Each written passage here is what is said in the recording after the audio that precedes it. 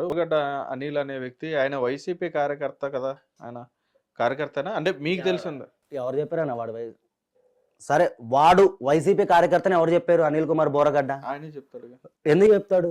సరే ఏ రోజైనా వాడు జగన్ గారు ఒక ప్రెస్ మీట్ పెట్టి అనిల్ కుమార్ బోరగడ్డ నా కార్యకర్త, నా ఎంపీ క్యాండిడేటు, నా ఎమ్మెల్యే క్యాండిడేటు, ఆడు నోరిప్పితేనే డ్రైనేజ్ వాసన వాడిది. వాడు చెప్పినా కదన్నా, ఆ రోజు కొన్ని ఇంటర్వ్యూలు కూడా చూసే ఉంటారు మీరు. జగన్మోహన్ రెడ్డి చిటికేస్తే చంద్రబాబు నాయుడిని, లోకేష్ ని, పవన్ కళ్యాణ్ స్పాట్ లో లేపేస్తా అన్నాడు. జగన్ గారు చెప్పిరానా? సరే వీడు అరెస్ట్ అయ్యండి, ఈ బోరగడ్డ గాడు. అదే వాళ్ళ వైఫ్ కూడా బాధపడుతుంది కదా, అంటే దళితులు అని చెప్పని మీరు ఇక్కడ దళితుల్ని తీసుకురావడం ఏంటన్నా? అన్న నేను ఒకటే చెప్తున్నాను, అన్ని కులాలు అన్ని మతాలు ఒకటే. ఇక్కడ దళితులు ఇవన్నీ పక్కన పెట్టేయండి. మరి వాడు ఎందుకు దాక్కుండా లోపడ? ఇప్పుడు తాళాలు పలగొట్టుకుని లోపలికి వచ్చిన మరి ఆడెందుకు దాక్కుండా లోపడ?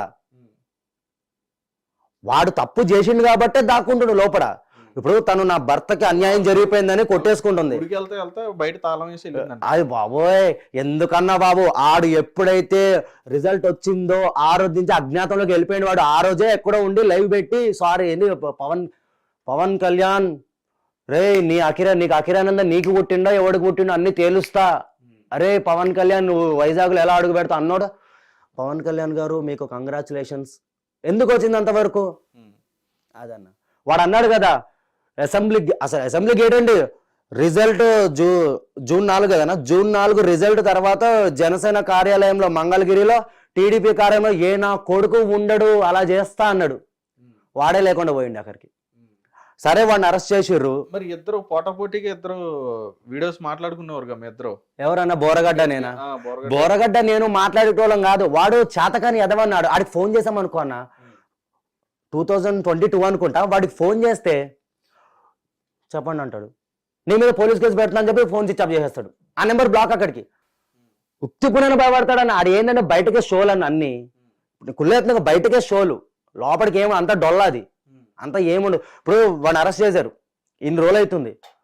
మరి జగన్మోహన్ రెడ్డి గారు నా కార్యకర్త అని చెప్పి నువ్వు ప్రెస్ మీట్ పెట్టి ఇడిపియాలి కదా. ఇప్పుడు నన్ను అరెస్ట్ చేశారు, నాకు జనసేన పార్టీ అండగా ఉంది. 3 రోజులు బయట తీసుకొచ్చారు, 3 రోజుల్లో. మరి వాడిని ఎందుకు తీసుకురాలేకపోతున్నారు వాడిని? వాడి వీడియోలు మీరు కూడా చూసారు కదన్నా. మామూలుగా మాట్లాడిండా, నీ పిల్లలు రేప్ చేస్తా పండబెట్టాలి దగ్గర తీసుకొచ్చి వాడిని వదులుతామా అన్న? వాడిని ఒకవేళ పవన్ కళ్యాణ్ గారు వదిలేసినా కూడా మేము కొంతమంది ఉన్నాం కదా లెక్కల్లో, గుంటూరులో దొరుకుతాడు, అన్నీ అవుతాయి మొత్తము. ప్రతిదీ బోరగడ్డ గారికి చెప్తున్నాం కానీ వాడు ముందుంది ముసల పండగనే వాడికి. అయితే ఇక్కడ ఇంకొక విషయం ఏంటంటే కళ్యాణ్, ఇప్పుడు నువ్వు ఇట్లా మాట్లాడుతున్నావు అంటే మొన్నటి వరకు ఇంకా చాలా రఫ్గా మాట్లాడేవాడు, ఇంకా ఘోరంగా మాట్లాడేవాడు. ఇప్పుడు పార్టీ వచ్చిన తర్వాత నేను అదే అన్నా ఇంత ఫస్ట్, పార్టీ వచ్చింది కదా అని చెప్పని ఇప్పుడు ఏమైనా ఇదయ్యే అవకాశం ఉందంటే, లేకపోగా మీ నాయకుడు చెప్పినట్టుగా ఆయన అనుసరణలో నడుతున్నా అని చెప్పని అన్నారు. నేను వీళ్ళని మాత్రం ఎందుకు తిడుతున్నా అంటే, అరే తురే అని చెప్పి బోరగడ్డ గారిని, శ్రీరెడ్డిని, వీళ్ళకి పార్టీతో సంబంధం లేదు, వీళ్ళు ఇంకా రెచ్చిపోయినారు. సో వీళ్ళని మాత్రం ఎప్పటికీ నేను మా పార్టీ అధికారులు ఉన్నా లేకపోయినా వీళ్ళని మాత్రం అరే తురే కొడతావాడిని నేను.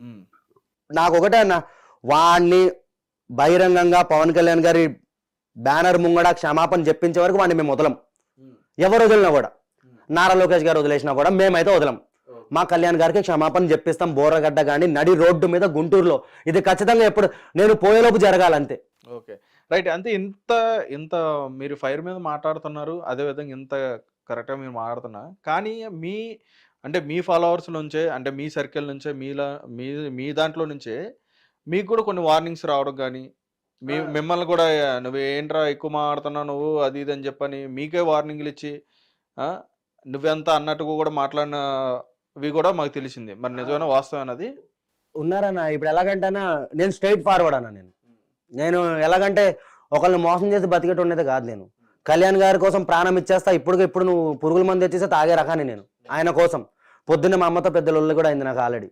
ఏమనంటే నేను ఏదో ఒక ఛానల్లో ఇంటర్వ్యూ ఇచ్చినాను, వాళ్ళు ఏదేదో పెట్టిరని చెప్పి, అవసరమా నీకంటే చల్ ఇంట్లో నువ్వే పో, నేను పోను, కళ్యాణ్ గారి కోసం నా ప్రాణం ఇస్తా వెళ్ళిపోతున్నా ఇప్పుడే అనే రకాన్ని నేను. అలా కూడా అయింది పొద్దున్న. అన్నారు కొంతమంది నాకు పార్టీలో నుంచి, నీ వల్ల చెడ్డ పేరు వస్తుంది, నీ వల్ల అది వస్తుంది, నీ వల్ల ఇది వస్తుంది అని చెప్పి. ఇప్పుడు 100 మంది ఉన్నారన్న, 100 మందిలో ఒక 90 మంది మంచిగా ఉన్నా, ఒక 10 మంది అన్న నాలాంటి వాళ్ళు ఉండాలి. ఇప్పుడు మనం కూడా సైలెంట్గా ఉన్నాం అనుకున్నా, ఈ రోజు ఇలా తిట్టారు, రేపు పొద్దున్న డైరెక్ట్ గా పవన్ కళ్యాణ్ గారు కాలర్ పట్టేసుకునే రేంజ్కి వస్తారు వాళ్ళు. మనలాంటి వాళ్ళు ఉన్నారనుకో అన్న, అరే అడ్డుగా 10 మంది ఉన్నారా బాబు, వాళ్ళని దాటుకొని కళ్యాణ్ గారి వరకు వెళ్ళాలి మనము. అందుకే మేమన్నా.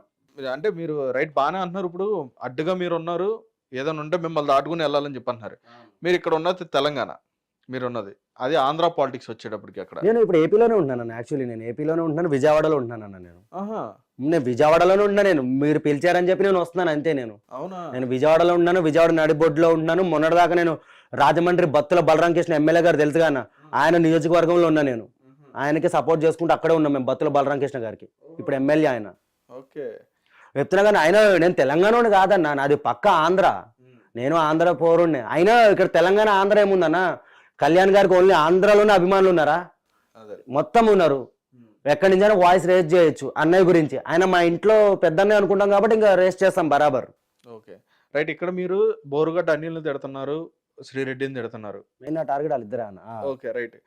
ఇక్కడ రోజా గారిని కూడా మీరు తిట్టడం జరుగుతుంది. అదే విధంగా కొడాలి నాని గారు వచ్చేటప్పటికి ఆయన కూడా తిట్టడం జరుగుతుంది. అంబటి రాంబాబు గారిని కూడా తిట్టడం జరుగుతుంది. మరి వీళ్ళందరూ కూడా ఆ పార్టీకి సంబంధించిన నాయకులే కాబట్టి మరి వాళ్ళని అలా అనడం కరెక్టేనా మీ పాయింట్ ఆఫ్ వ్యూలో? ఇప్పుడు అన్న నేను వీళ్ళని తిట్టాను.